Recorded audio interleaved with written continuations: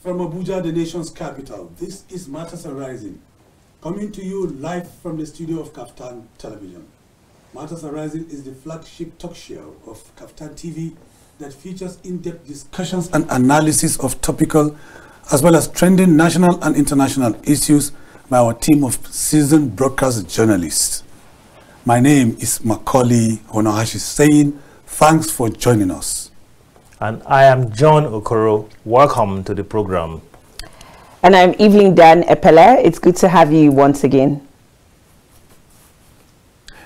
There is definitely no dull moment with former President Olusegun Obasanjo. Our own very OBJ was in Nairobi, Kenya in his full element. Take a listen. Let me now request Baba, the Honorable Olusegun Obasanjo, the former President of Nigeria, to make a few comments.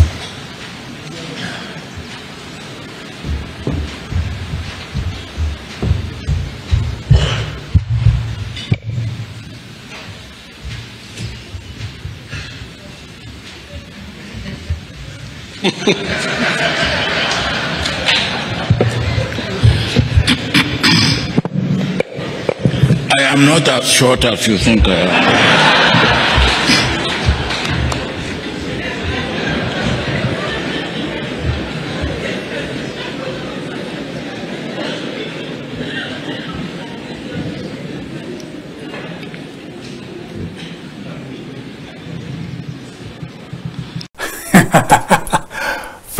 Former President Olusegun Obasanjo, for you there. I can't stop laughing. I can't stop admiring our former president. He takes, along with him, his sense of humor wherever he goes around the world. This is exactly what happened in Nairobi, Kenya. He just lit up the place with so much laughter. That's Obasanjo for you. Justice for short people. Justice for short Just to see how quiet I am, because I know if I were in his position, I would be the first to climb. It's actually very funny for me. I don't know why the protocol officer maybe thought that Obasanjo was that short, that he needed that pedestal, to get himself up to the level of the lectern and the mic, the microphone or whatever. And if he had even used the pedestal, he would have been taller. He would have dwarfed the lectern and the mic exactly at the same time. But it's just like you said, he has this very, very, very, very, very deep sense of humor, and in any circumstance. And he's authentic too. I always see him. Very natural. He would push back on things he doesn't agree with. Is Baba that short, Evelyn? No, he's not. At least he's taller than I am. So who am I to say he's short? It's quite average. He's average, yeah. I believe so. He is. Well, and now to our topic of discussion tonight, as we take a cursory look at state of preparedness to start pumping fuel from the Port Harcourt refinery next month. Nigeria, Africa's largest oil producer, boasts several refineries that play a critical role in the country's oil and gas sector. Despite the numerous challenges confronting the industry, which include underutilization, confusing regulation, corruption, and maintenance issues, amongst many others, these refineries remain pivotal in ensuring the domestic production of petroleum products. Over the years, efforts have been made to revamp and upgrade these facilities to reduce the heavy reliance on imported refined products. But to a very large extent, the products remain perennially elusive, arising from the repeated spectacles of scarcity across the country, as Nigerian consumers continue to groan under the familiar weight of petrol queues with attendant hardship and suffering. Well, successive administrations have told Nigerians about plans to turn around the country's refineries, which usually turned out to be more of rhetoric than pragmatism. The latest promise came from the Tinubu administration that the Port Harcourt refinery will soon come alive in full capacity from September, which is a few days away. Guys, another promise. Government seems to have a penchant for shifting the goalpost. Me, I'm tired of hearing milestones for this turnaround maintenance and milestone for the refineries to come full swing at optimal capacity for the benefit of the end consumers. Now, you see fuel queues. After a few days or a few weeks, the fuel queues disappear. They come back again. There doesn't seem to be anything concrete or convincing coming from authorities. You know, sometimes they tell you is a landing, what do you call it? Landing cost. Landing cost. They tell you logistics. That it's about logistics and things like that. You know, it's so confusing and so tiring. You know, and then, you know, investors are watching you. You want to woo investors to come into your country. There are indices, there are things they look out for that makes you, you know, investor friendly. Mr. Hunohashi, I want to stay on the side of the people, as always. As always. I would say that I've seen that the accountability culture is becoming a lot more mainstream now than what it used to be even a few months ago. Nigerians are awakening into the need and the importance of holding our leaders accountable.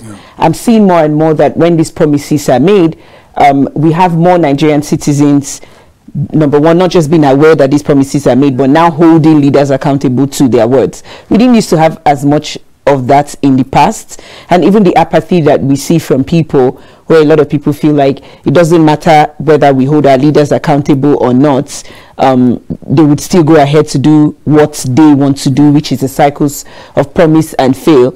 I still believe that any little act of holding anyone accountable that we can do is what we should be doing, and not even reducing that effort by falling into this place where we feel that our efforts will not count, or it doesn't matter, and do absolutely nothing. So yes, this is another one too many promise that has been made, but I would say that just like we have done with all of the other cases, let us keep holding our leaders accountable, and in a number of weeks still remind them of these promises that they've made. And I feel like when we keep calling them out repeatedly, then we'll start to see results.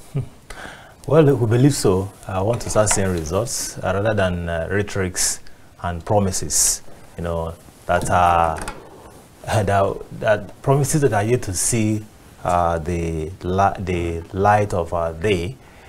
Yeah, if you look at the industry, especially the downstream sector of the petroleum industry, you'll see that from the legal point of view, or from the legislative point of view, for over 15 years, you know, this Petroleum Industry Act, or bill as it was then, lingered right there in the National Assembly.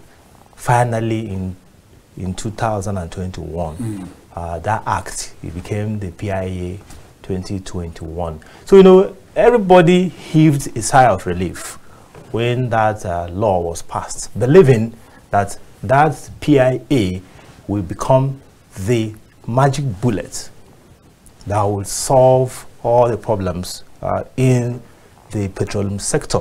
But some few years down the line, we don't even know whether we'll have PIA or not, because all the benefits that the nation should have been maybe getting from the law is not even coming, especially in the area of unbundling the NNPC, because that was one of the main targets, so that the NNPC itself will also become a player. You know, it was supposed to unbundle the sector to allow for people to come in and it will become a liberal sector, a sector that will give everyone the opportunity, including the NNPC, which ordinarily should have been privatized. No, it has been privatized. That's the law. But the way it is being run now, it's like a regulatory. You and I still know that it's still very far away. That's right. From being privatized in the real sense of the practical privatization. That's right. You're right. You understand? And today we don't know where we are. We're talking about importation of fuel still subsisting, and the NNPC still remains the sole importer of fuel. Before we were told that as soon as the what they call it now, the subsidy was removed, that it will open the way for people to import fuel at their own cost and then sell at their own cost, and therefore that the market forces will now determine the price or the pump price of fuel in the country. But all this aren't happening today as we speak. I feel that the reason all these things aren't happening still comes down to the absence of strategy. We are just putting out a flurry of actions to create the perception that something is going on, even when nothing is ideally going on. What the role of strategy really is for the short-term, medium-term, and long-term planning that checks all of these policies and, you know, makes an hypothesis about whether or not they are, you know, taking us in the right direction, or otherwise we should look out for other strategies. But because these efforts are not coordinated, that's why you're saying we're not getting the results that we're supposed to get. Because, you know, when people feel like nothing is happening and you complain, then someone wakes up one morning and just does something to create the impression that, you know, actions are being taken. But the role of strategy really is, before we get to this point where we're just taking actions on a whim, we sit down and plan for the medium term, for the long term, what would take us on a path to growth and development. And I really haven't seen that level of intention. I don't know that we even have a vision or a roadmap that we're working with as a country, even for the energy sector. So, you know, I want to see a lot more seriousness. And, you know, at this point, what we want is not necessarily what we're getting. And that's why this conversation has to continue. It doesn't matter how many times we have the conversation, but I strongly believe that the more we have the conversation, the more powerful a force it becomes. You know, in 2007, when the Obasanjo's administration was leaving, you know that the refineries were privatized. Yeah, that's right.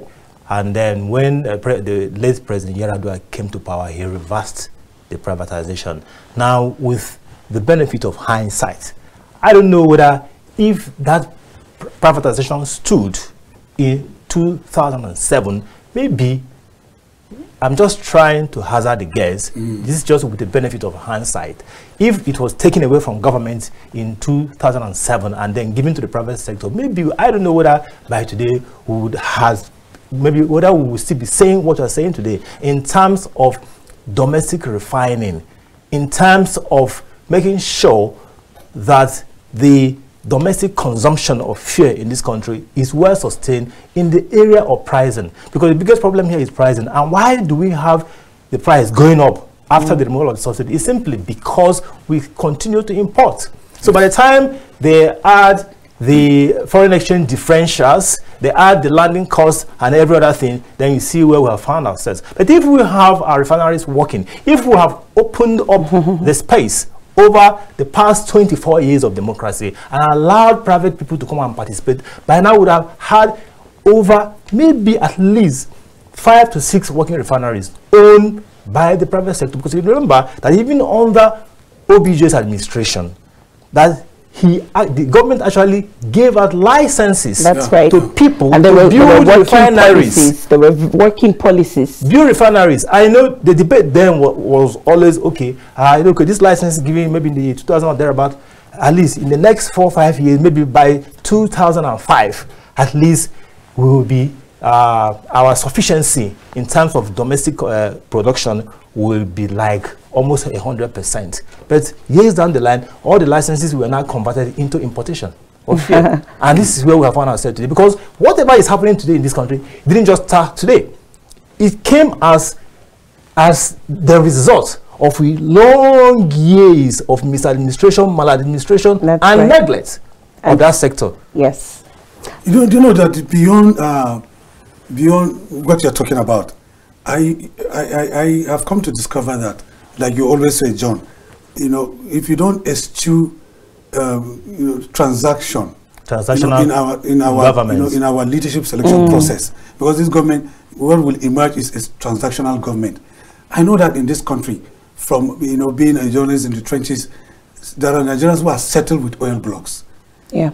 They are Nigerians. They have no business. They are not engineers. They have not studied petrochemical sciences, but they are settled with oil blocks, and many of them don't even have licenses.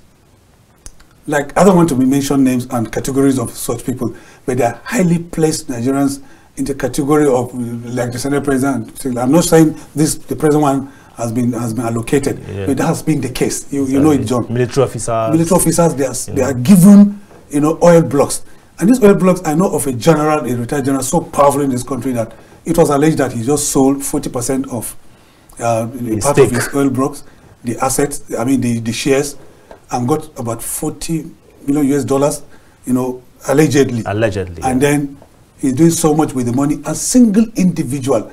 And I begin to wonder, does that happen in America? Because these are democracies we copy. We are replicating, their kind of democracy. Does that happen in Europe, in any country in Europe? Even in Brazil, where they have petrol gas that is, working, there's no complaint about the industry. Does it happen there? Even in Saudi Arabia, that can be proud of Aramco, their own Vera Aramco, which is the equivalent of our own NNPC area. Does it happen there? The answer is no. So it boils down to what she talks about, lack of the absence of transparency, and I just don't understand. Is that, to use our phrase, they lack cognitive dissonance or what? I just don't there's something you pointed that reminded me about the just this weekend, the Nigerian Bar Association had their annual conference, which we know to be one of the world's largest gathering of lawyers. Yes. And it's interesting because Dr. Ngozi Okonjo-Iweala, who was Nigeria's former coordinating minister of the economy, was keynote speaker at the NBA conference. Beautiful speech that she gave. I don't know that we listened to that, but she pointed out the fact that we have come now to a time where there is a need to rewrite, as I would call it, a new social contract for Nigeria that responds directly to these contemporary issues and needs that we have. The issue of refineries is not new. I still remember when I used to hear about the Ajaokuta steel complex and the issues with the facility. I was still a very little kid. I think the first time I even heard about Ajaokuta, I still remember being about 8 or 9 or thereabouts. And here I am today on national TV still talking about it, and that Ajaokuta has not been fixed. It's interesting that we started this with, the former president, Olusegun Obasanjo. We can all at least agree that President Olusegun Obasanjo and that administration in particular was such a high moment for Nigeria, where we had very sound policies that sort of put us at a place where we were sort of set on a path for growth and progress. But what really happened was that subsequently, administration after administration, politics started to trump policies, and you have a new government coming, and because it is not my government that came up with this policy, whether that policy is a good policy or not, you just end the policy. And that's, you said something now, I was listening to him and all his statements were like Celine Dion's coulda, shoulda, coulda, woulda, shoulda. Everything is about we could have, we should have, we would have, we couldn't have, And the reason is because when you start hearing people talking about I could have, I should have, it's a lack of strategy issue. And what Dr. Ngozi Okonjo-Iweala was pointing out, which I hope that the Nigerian Bar Association, the judiciary, and the government, the vice president was there, and we can take this seriously, to say issues such as that of what happens to Nigeria's oil, for example, whether that is the refining of the oil, the trading of the oil. Conversations about that should be solidly part of what forms this new social contract, that whether or not your party wins an election, there are certain aspects of the economy and certain workings of the economy that should not be touched because they are critical to our growth and our development. And I think that until we can separate politics from policy, just like Dr. Okonjo had said at the NBA conference over the weekend, I doubt that we're going to see strategy emerge. I'm also concerned about the fact that we seem to be asking the people creating our problems to solve our problems. I'm not too sure how that is going to happen, but I want to encourage the new generation of leaders, those that are coming with that force and with that passion that they want to rewrite this new social contract for Nigeria. You need to realize that we can't be anything like the leaders we're trying to displace or all of that. because we need to apply strategic thinking. And that strategic thinking might look like, I don't like this person, but this person is doing or has done something that is brilliant and intelligent, and my dislike for this person should not trump the brilliance of what they have done. I think that until we can arrive there as a country, we're really not going anywhere. On what she's saying before, I'd like to. This social contract that Professor Ngojo Okonjo-Iweala hammered on when she was delivering her keynote speech at the NBA conference. You know, we need to understand that it's not a written document. Social contracts are usually, embedded in the subconsciousness of leaders. That's right. And people. Because when you say you are writing a social contract, it's a social contract between the leaders and the led. That's the common man and those, at the top of the ladder. So they are not written documents. Mr. Hunohashi, I feel like in the case of Nigeria, we have to write it. We have to write it and print it and test it everywhere to get it. You alluded to Celine Dion's talk, yeah. Coulda, shoulda. Who were brandishing weapons and using all sort of psychotropic substances in broad daylight in Abuja. In Abuja. I told myself that it's like one of the vital credentials for a Nigerian politician is to have access to political talks. Maybe that is one of the things that may help you to succeed. Because it was just something else. I was emotionally moved to a point. I was like, so we cannot get a situation whereby we have clean politics. That lies the roots of the issue. So by the time you have a flawed process, then you have the people coming to power. They don't understand what power is all about. They don't understand what service is all about. All they want is what is in there for me, because for me to get to this point, I had to practically fight through to get there. In fact, I have to snatch the power and to run with it. Now, Evelyn, I was privileged to serve a governor as a media handler. And one of the meetings we've had, and I discovered that part of the agenda of the meeting that day was the need for the campaign, council to have what they call rigging squad. And then in response to that, there's another formation, a recruitment for anti-rigging squad. So this squad, the rigging squad is headed, just to build on what John is talking about, that all politicians, most of them, I wouldn't say all, so it's not good to generalize. Exactly. Most politicians have recruited, talks that they pay. The talks are on their payroll for obvious reasons. When you want to rig election, you rig election and your thugs are on standby in case there is crisis. How do you rig election where you are not popular? You cause confusion there. One of them will snatch the ballot box, and then anti-rigging squad also is to counter this strategy. So you've been talking about strategy. As far as they are concerned, these are some of the strategies they employ to win elections, in addition to making it transactional. Yeah, that's because we haven't built around the idea of shared prosperity. I think we've discussed that on Matters Arising severally, where is that our people have not woken up to the idea that we all can be, the Commonwealth is enough for each and every one of us to live a decent life and have that sense of being successful. And I feel like our leaders have not necessarily woken up to that idea, and that really permeates their behaviors and their attitudes and the way they carry about their leadership. But like I said, we need to keep talking about this. That's right. I want to see increased citizens' participation in governance. The more frustrated you are, the more conversations you should have, the more you should hold your leaders accountable, the more questions you should ask, and not even less of that. I think I can understand when we discuss Nigeria, our main topic today is the feasibility of the Port refinery coming on stream in the next few days, because the government has promised by September. You already know it's not coming on stream. Deviated because no, it's not deviation. We're building the foundation to the problem, because there's a problem caused by something. We are trying to interrogate what caused that thing. How feasible is this? Because Nigeria, we have built an army of citizens of skepticism. Nigerians are skeptical. Nigerians are cynical about, comments by government or policies coming from authorities.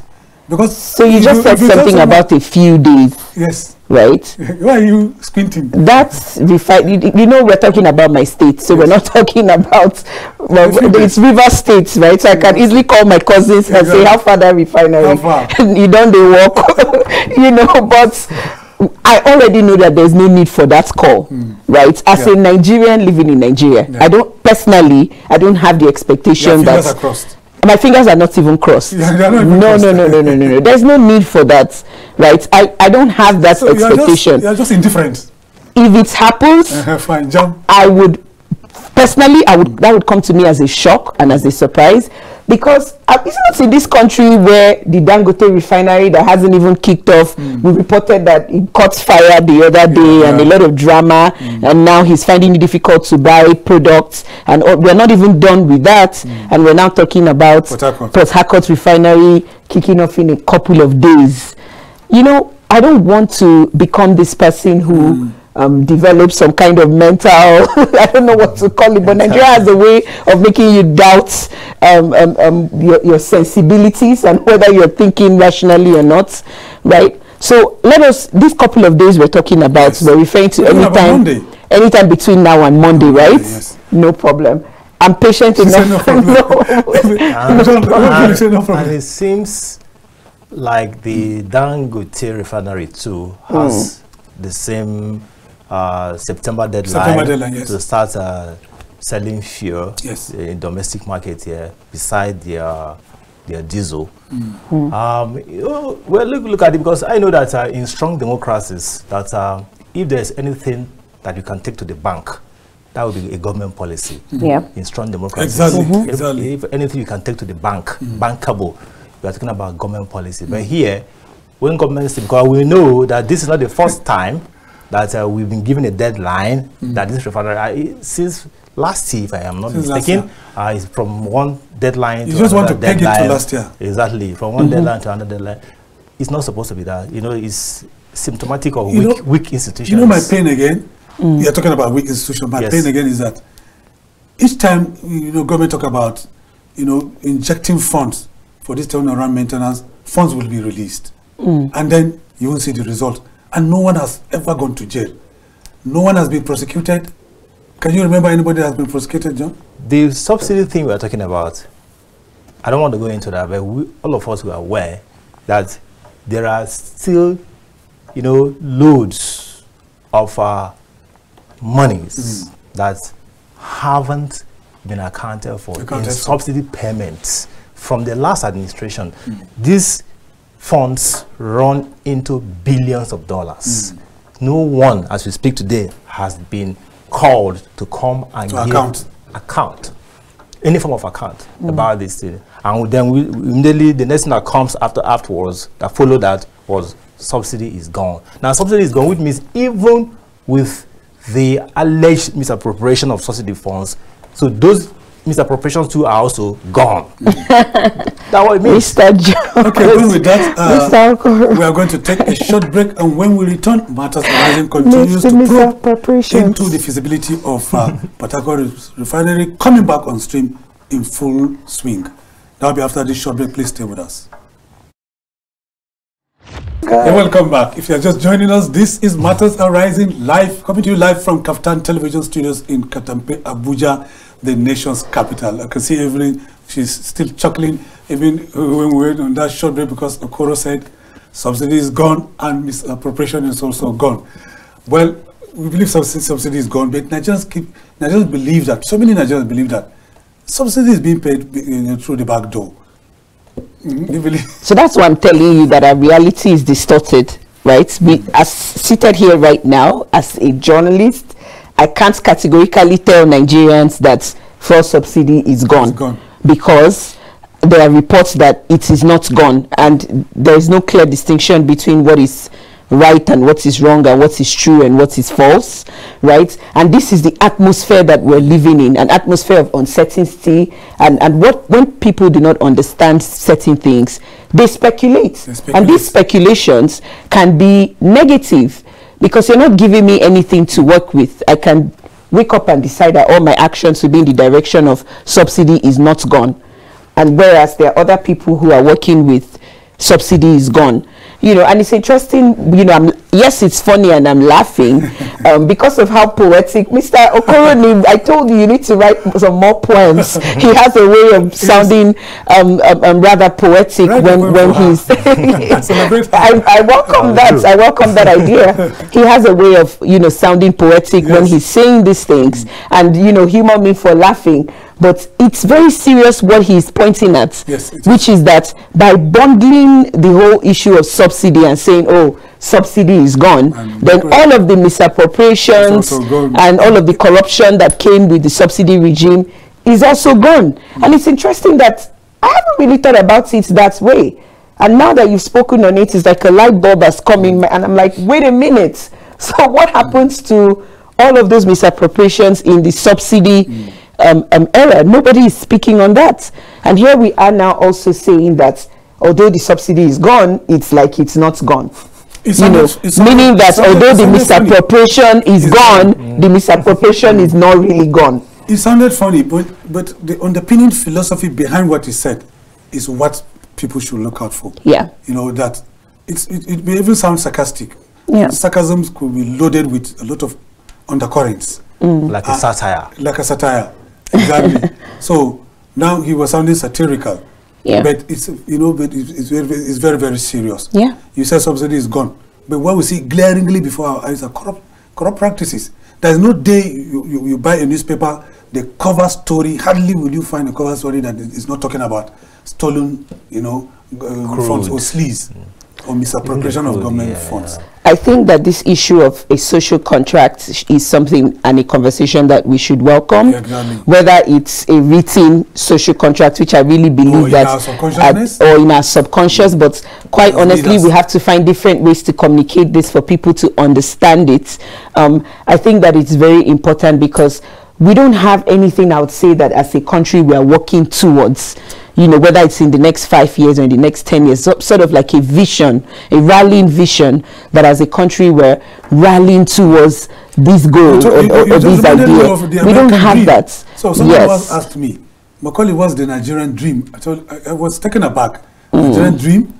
Okay, we fall asleep and we dream. We don't have that. We don't have a national dream. We don't have that. So we're just moving around aimlessly. We're not necessarily working towards a goal. It's saddening, you know, that we don't have a goal as a nation, because that is exactly what is happening today in the country. We don't have goals. Even kids who are coming up, you know, when they look at their future, it looks very bleak. Yeah, we don't have clear goals. You know, if you look at the educational sector or whatever, okay, look every at sector. You know, if you look at like what Evelyn alluded to in terms of shared prosperity. Now, if you go to some of these very serious countries, how do they share this prosperity? Is to make sure that no one in the country is left behind. They have a very strong social security package. So even somehow, somewhere, unfortunately, you lose a job, you don't have a job, you are sure that you're not going to starve. Somehow, somewhere, you don't have a shelter over your head, you have a roof, you are sure you are not going to be out there, that the government is going to provide a place for you to live until you get something. When you're not working, you go, you collect your social security. You know, and it takes care of your problems. The opposite is what obtains here. But today in Nigeria, it's all about palliative, all sort of things coming here. You know, government comes with stopgap measures, and then you dump billions of naira into nothing, and at the end of the day, nothing comes out of it. The money just disappears like that and goes down the drain. So there's no way we can continue running the country like that, and it happens in every sector. That's why you see within the downstream sector of the petroleum industry, we are still talking about fuel scarcity in the country where we're supposed to be swimming inside fuel. We are looking, yes, swimming inside fuel. Yes. We are supposed to, you know. So we are supposed to, like, even talk about maybe, you know, like swimming pool made of fuel, the way we have it in this country. But today it's not here. You see scarcity everywhere. Look at the pump price. How can you justify this? That today in Abuja, people are selling fuel at a rate of 900, 950, 1,000 in this town.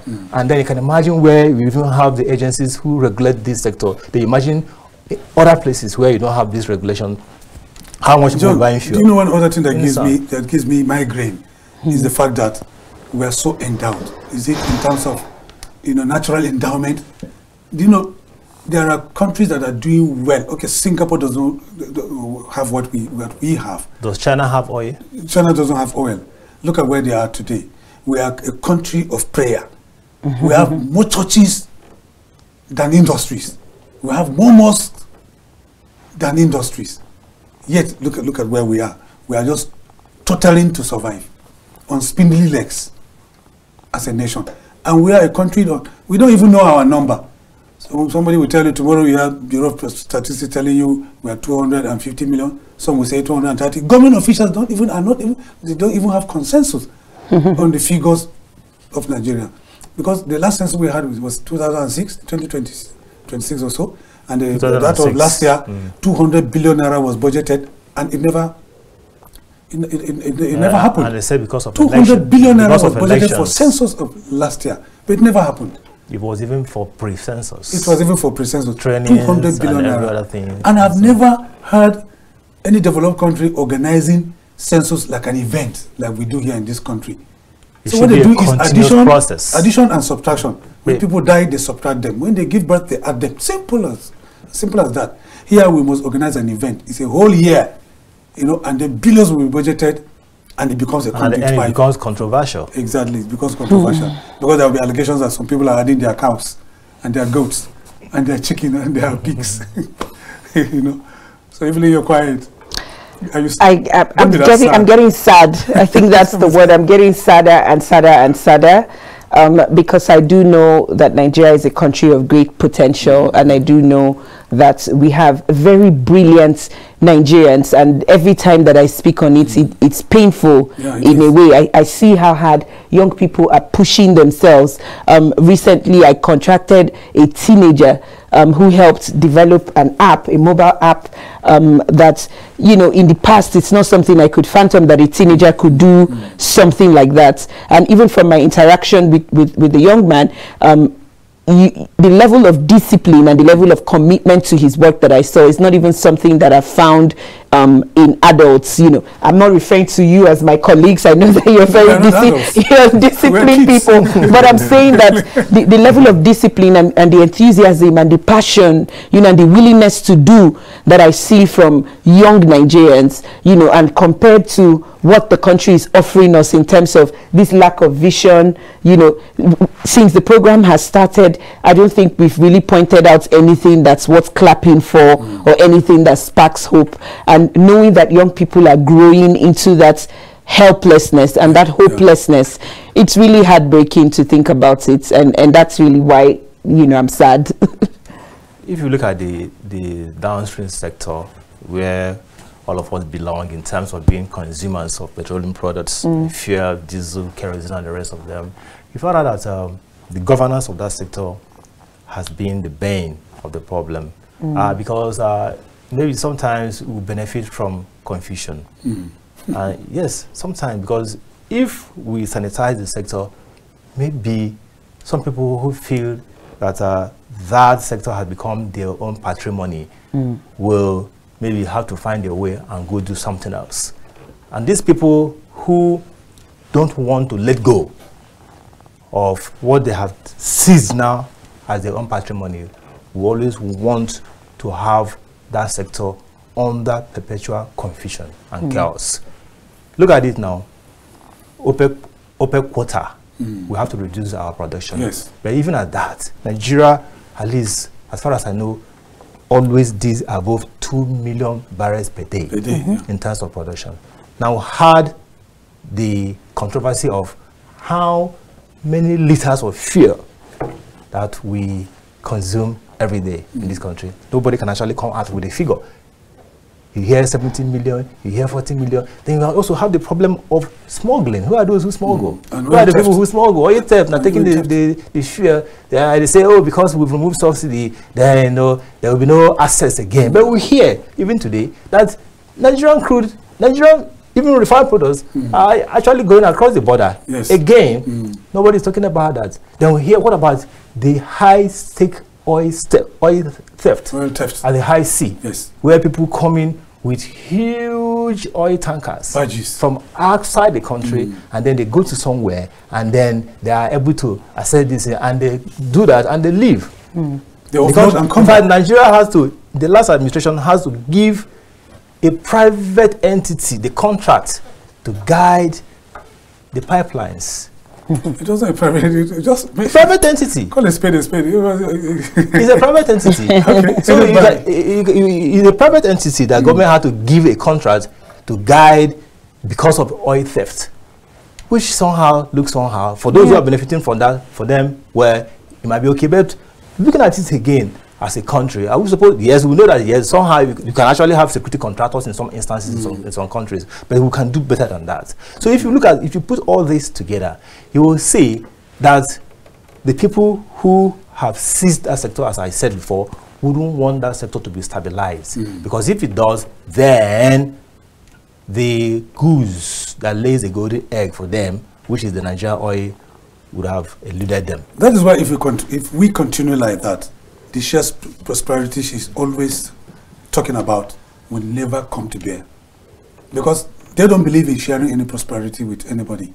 It's about seizing the common patrimony that belongs to all of us for their own personal and selfish use. And that's a trauma response, to be honest, you know, because a lot of people, and I always tell young people that we all need to be careful in a way, right? I read an article a few days ago. I'm not sure which of the media outlets carried that article, but the caption of the article was what drew my attention, and it was an article that was pointing to the minister Tijani Bosun, who everybody knew before he got into government to be one of the radical voices we had in the tech and creative economy space, and the article was pointing at, you know, looking at him before he joined the government, and now that he's in the government, and you know, the impact that he has made. And I think that was an interesting take on the issue of leadership and what the government, he said something about incentivizing the government in such a way that there are people who their childhood dream is to become a member of the House of Reps, not because they want to represent their constituencies, but because they want to represent themselves in the place where they pack money. They want to show up and represent themselves. And it's now a generational thing whereby people are waiting for an opportunity to also get there. We want to copy the same behaviors. I think that from listening to you, and if we want to make this about creating solutions, we have to quickly start to find a way to de-incentivize public office in such a way that make it less lucrative. Make it less lucrative. You know, I would even want to see an entire wave of era where you would say being a member of House of Reps is a voluntary job. Like, you know, like, do you want to volunteer? Lawyer, you have your chamber. Do you want to volunteer to sit? Do you want to volunteer to that? You know, but the question is, are we ready for such a regime? Who is going to change it? The same people that are there are the ones that have the responsibility to change, because it's a constitutional matter.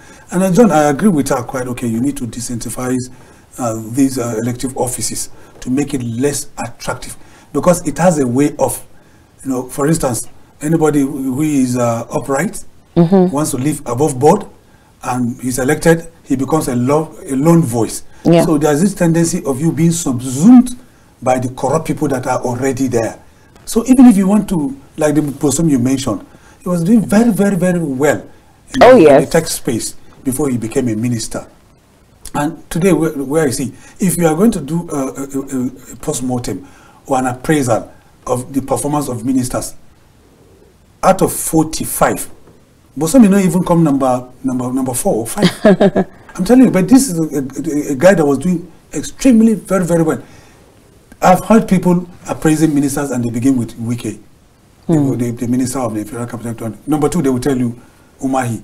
Number 3, they will tell you, you know, Bosom doesn't. One other person. The minister of Interior. Aviation. The minister of Interior. Exactly. The minister of Interior Interior. And then aviation actually comes done forward. a lot. They don't even mention Bosom at all, also, because, you know, like I said, you know, the environment we have created, or that has been put in place, has a way of subsuming you into submitting to their whims and caprices. The system, because they are more than you.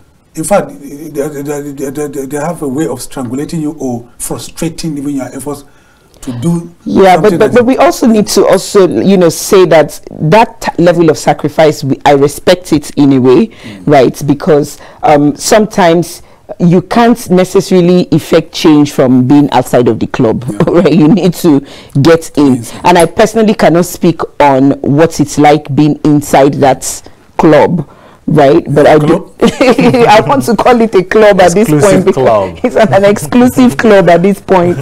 And they behave that way, you know. I feel like the government in Nigeria is run as some kind of private elite club. Like if you don't, you're not a member of our club. That is why even during the protest, you heard the Senate president saying, "Oh, you all are protesting. We all can be enjoying ourselves."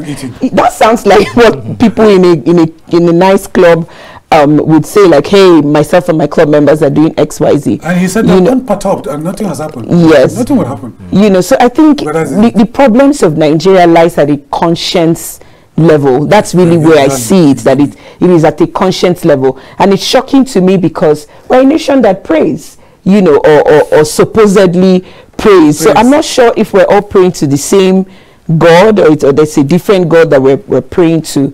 But I'm positive that a new Nigeria is possible. I'm very positive about it. And even if it looks very far, a dream to grasp, so like a mirage. Yes, I still want to hold on to that possibility that you know, a sane Nigeria is possible. It's about leadership. It's about leadership.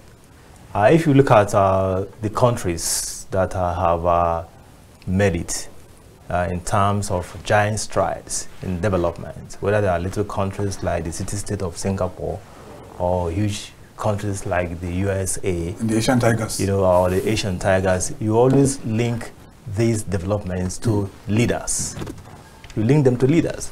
There are people who actually came out and then took it upon themselves to sacrifice their lives, you understand, and then just pick up the gauntlet, run with it to take their country out of the woods to somewhere. Yeah, that's exactly what we are lacking here. The people are ready. Nigerians are ready to be led. They are ready and they are willing to be led.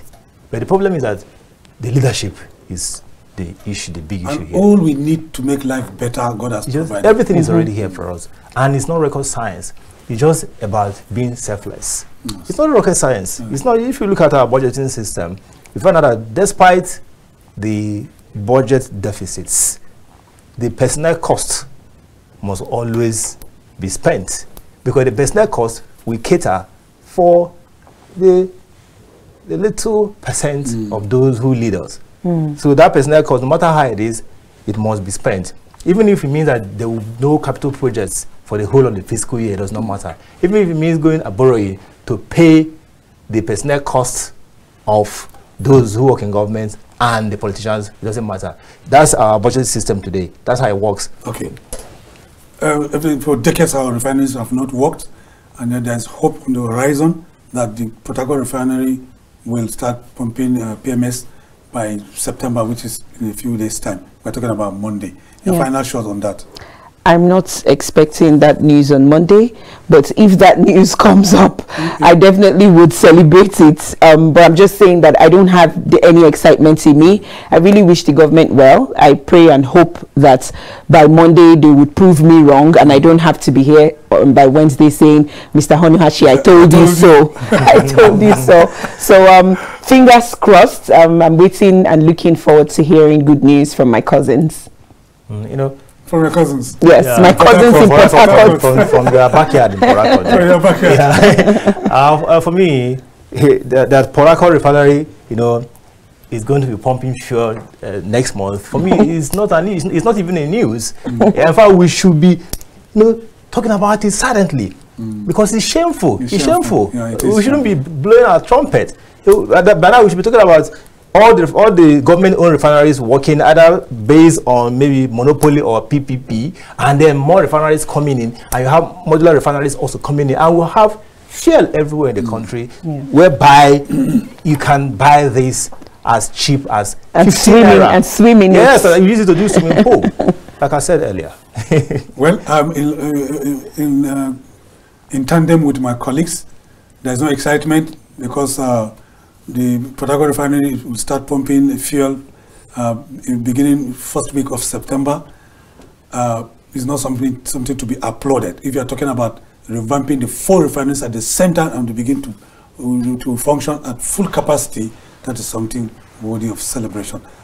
Well, this is how far we can go on our package tonight on Matters Arising. We thank our esteemed viewers and our vibrant callers for making the program interactive. On behalf of our producer, Ruben Okala, and the entire production team, especially the Master's Control Room, that made the program possible, I remain yours truly, Macauley Hunohashi. Good night and see you next time. I am John OKoro. Enjoy the rest of your evening. And I'm Evelyn Dan Epelle. Stay positive.